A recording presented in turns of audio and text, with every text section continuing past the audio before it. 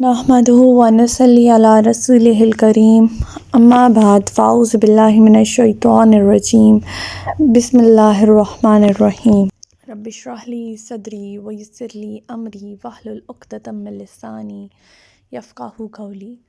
السلام علیکم ورحمۃ اللہ وبرکاتہ۔ صراط مستقیم میں آپ سب کو خوش آمدید۔ پچھلے سبق میں ہم لوگوں نے تحویل کعبہ کے بارے میں پڑھا تھا، جس میں ہم لوگوں نے پڑھا تھا کہ تمام امت مسلمہ کے لیے جو سب سے پہلا قبلہ تھا وہ کعبہ ہی تھا۔ حضرت آدم علیہ السلام نے اسے تعمیر کیا تھا تو بھی قبلہ کعبہ تھا۔ حضرت ابراہیم علیہ السلام نے اسے تعمیر کیا تو اس وقت بھی یہی قبلہ تھا، مگر جب حضرت سلیمان علیہ السلام نے ہیکل سلیمانی تعمیر کیا تو اس وقت بنی اسرائیل اس کی طرف رخ کر کے نماز ادا کرنے لگے۔ آہستہ آہستہ انہوں نے مستقل طور پر اسے قبلہ بنا لیا۔ اب مشرکین مکہ جو تھے وہ کعبہ کی طرف منہ رخ کر کے جو ہے وہ نماز ادا کرتے تھے۔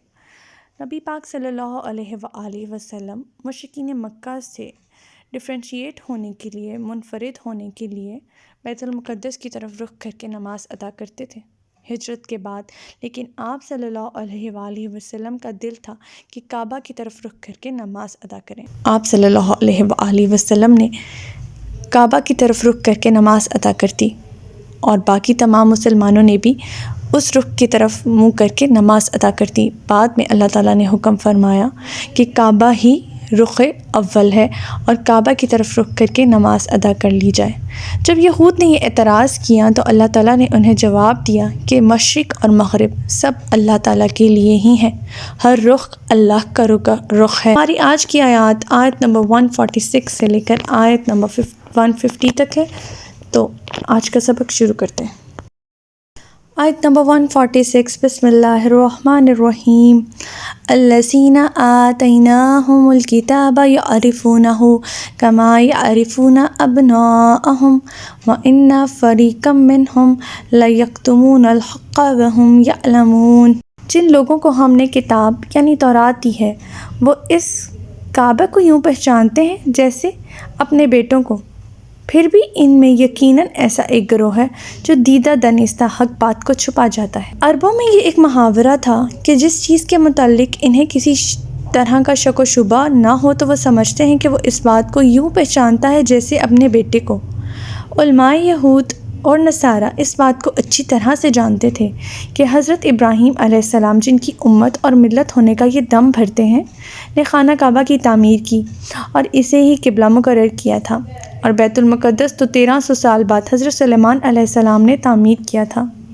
پھر بیت المقدس کو قبلہ قرار دینے کا ذکر نہ کہیں تورات میں موجود ہے نہ انجیل میں۔ اس تاریخی واقعے میں ان کے لیے کسی قسم کے شک و شبہ کی گنجائش نہ تھی، اور وہ یہ بات بھی خوب جانتے تھے کہ قبلہ اول اور حقیقی قبلہ تو کعبہ ہی ہے، لیکن اپنی عوام کے سامنے یہ بات وہ ظاہر نہیں کرتے تھے، صرف اور صرف حسد اور عناد کی وجہ سے، اور یہی لوگ ایسے ہیں جو کہ حق بات چھپاتے ہیں۔ آیت نمبر 147، الحق من ربک فلا تکونن من الممترین۔ یہ تحویل کعبہ کا حکم جو تمہارے پروردگار کی طرف سے ہے بالکل درست ہے، لہٰذا اس کے متعلق ہرگز شک میں نہ پڑنا۔ یعنی مسلمان جس ملک میں ہوں گے وہ کعبہ کی طرف منہ کر کے نماز ادا کریں گے۔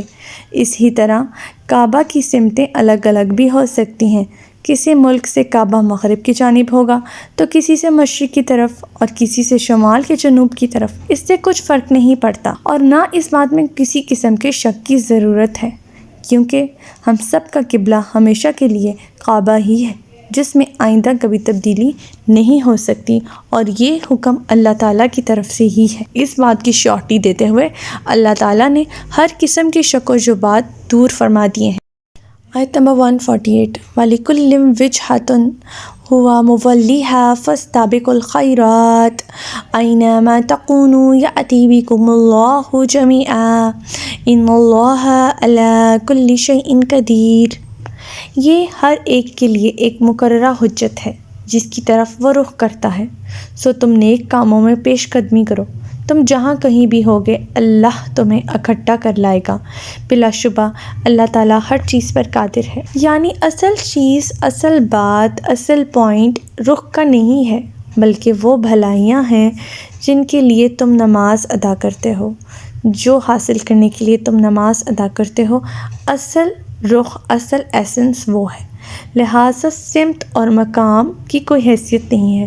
سمت اور مقام میں جھگڑا کرنے کی بجائے اگر اصل مقصد یعنی نیکیوں کے حصول کے لیے فکر کی جائے تو وہی بہتر ہے، اور نیکیوں کے معاملے میں ایک دوسرے سے بڑھ چڑھ کر کوشش کرنی چاہیے، کیونکہ قیامت کے دن یہی نیکیاں ہمارے کام آئیں گی۔ اللہ تعالیٰ جہاں کہیں بھی جو کوئی بھی ہے انہیں قیامت کے دن اکٹھا کر لائے گا، کوئی بھی اللہ تعالیٰ کے گرفت سے باہر نہیں۔ آیت نمبر 149، وَمِنْ حَيْثُ خَرَجْتَ فَوَلِّ وَجْهَكَ شَطْرَ الْمَسْجِدِ الْحَرَامِ وَإِنَّهُ لَلْحَقُّ مِنْ رَبِّكَ وَمَا اللَّهُ بِغَافِلٍ عَمَّا تَعْمَلُونَ۔ اور آپ جہاں کہیں بھی سفر وغیرہ پر نکلیں تو نماز کے لیے اپنا رخ کعبے کی طرف پھیر لیا کریں، یہ تمہارے پروردگار کا بالکل درست فیصلہ ہے، اور تم جو کچھ کرتے ہو اللہ اس سے بے خبر نہیں۔ یہاں بھی اللہ تعالیٰ نے مسجد الحرام کی طرف رخ کر کے نماز ادا کرنے کے بارے میں فرمایا ہے۔ آیت نمبر 150، وَمِنْ حَيْثُ خَرَجْتَ فَوَلِّ وَجْهَكَ شَطْرَ الْمَسْجِدِ الْحَرَامِ وَحَيْثُ مَا كُنْتُمْ فَوَلُّوا وُجُوهَكُمْ شَطْرَهُ لِئَلَّا يَكُونَ لِلنَّاسِ عَلَيْكُمْ حُجَّةٌ إِلَّا الَّذِينَ ظَلَمُوا مِنْهُمْ فَلَا تَخْشَوْهُمْ وَاخْشَوْنِي وَلِأُتِمَّ نِعْمَتِي عَلَيْكُمْ وَلَعَلَّكُمْ تَهْتَدُونَ۔ اور آپ جہاں بھی نکلیں تو نماز کے وقت اپنا رخ کعبے کی طرف پھیر لیا کریں، اور جہاں کہیں بھی تم ہو اے مسلمانوں اپنا رخ اسی کی طرف پھیر لیا کرو، تاکہ لوگوں کے لیے تمہارے خلاف کوئی حجت باقی نہ رہے، مگر جو ان میں سے بے انصاف ہیں وہ اعتراض کرتے ہی رہیں گے۔ سو تم ان سے نہ ڈرو بلکہ صرف مجھ سے ڈرو، اور اس لیے بھی مجھ سے ڈرو تاکہ میں تم پر اپنی نعمت پوری کر دوں، اور اس لیے بھی تاکہ تم ہدایت پا سکو۔ مسلسل اللہ تعالیٰ یہاں مسجد الحرام کی طرف رخ کر کے نماز ادا کرنے کی تلقین کر رہے ہیں۔ اصل کام نیکیوں کی طرف پیش قدمی ہے، نہ کہ رخ کے لیے جھگڑا کرنا۔ یہودی مسلمانوں سے یہ کہتے تھے کہ ہمارا دین تو تم نہیں مانتے، لیکن نماز ہمارے ہی قبلے کی طرف پڑھتے ہیں، اور مشرکین مکہ یہ اعتراض کرتے تھے کہ دعویٰ تو ابراہیم کے طریق پہ چلنے کا کرتے ہیں مگر ان کا قبلہ چھوڑ دیا ہے۔ اب جو بے انصاف یا ہٹ درم لوگ ہیں وہ تحویل کعبہ کے بعد بھی اعتراضات نہیں چھوڑیں گے۔ مثلاً یہود نے یہ اعتراض کر دیا کہ ہمارے قبلہ کی حقانیت ظاہر ہونے اور اسے تسلیم کر لینے کے بعد اب محض ضد اور حسد کی بنا پر اسے چھوڑ دیا، اور مشرک یہ کہنے لگے کہ ہمارے قبلے کا حق ہونا انہیں اب معلوم ہوا تو اسے اختیار ہی کر لیا۔ اسی طرح ہماری اور بھی کئی باتیں منظور کر لیں گے، لہٰذا اے نبی محمد صلی اللہ علیہ وآلہ وسلم تم ان لوگوں کی باتوں کی طرف متوجہ نہ ہو، اور ان سے ڈرنے کی ضرورت نہیں ہے، مگر صرف مجھ سے ڈرو اور میرا ہی حکم مانو۔ اب یہاں پہ جو نعمت کے مکمل ہونے کی بات کی گئی وہ نعمت کون سی ہے؟ وہ نعمت وہی امامت ہے جو بنی اسرائیل کے حصے میں آئی تھی، مگر انہوں نے اپنی سرکشی کی وجہ سے اسے گنوا دیا۔ اللہ تعالیٰ فرما رہے ہیں کہ تحویل کعبہ کا یہ حکم دراصل اس منصب پر تمہاری سرفرازی کی علامت ہے۔ جب تک میری اطاعت کرتے رہو گے یہ منصب تمہارے پاس رہے گا، اور نافرمانی کی صورت میں یہ منصب چھن سکتا ہے، اور یہ منصب امت وسط ہونے کا منصب ہے۔ یہ منصب وہ منصب ہے جو کہ صدر کی حیثیت رکھتا ہے۔ کیا ہم اس منصب پہ پورا اترتے ہیں؟ کیا وہ ذمہ داری جو اللہ تعالیٰ نے اب بنی اسرائیل سے لے کر ایک امت مسلمہ پر، امت محمدی پر ڈالی ہے، کیا ہم اس کو نبھا رہے ہیں؟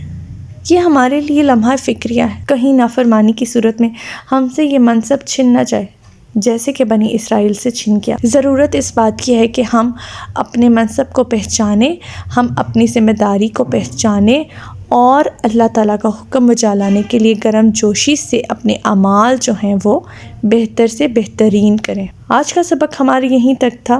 اللہ تعالیٰ سے دعا ہے کہ اللہ تعالیٰ ہمیں قرآن پاک کی تعلیمات پر عمل پیرا ہونے کی توفیق عطا فرمائے۔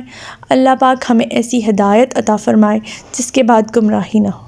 ربنا لا تزغ قلوبنا بعد إذ هديتنا وهب لنا من لدنك رحمة إنك أنت الوهاب سبحانك اللهم وبحمدك أستغفرك وأتوب إليك السلام علیکم ورحمۃ اللہ وبرکاتہ.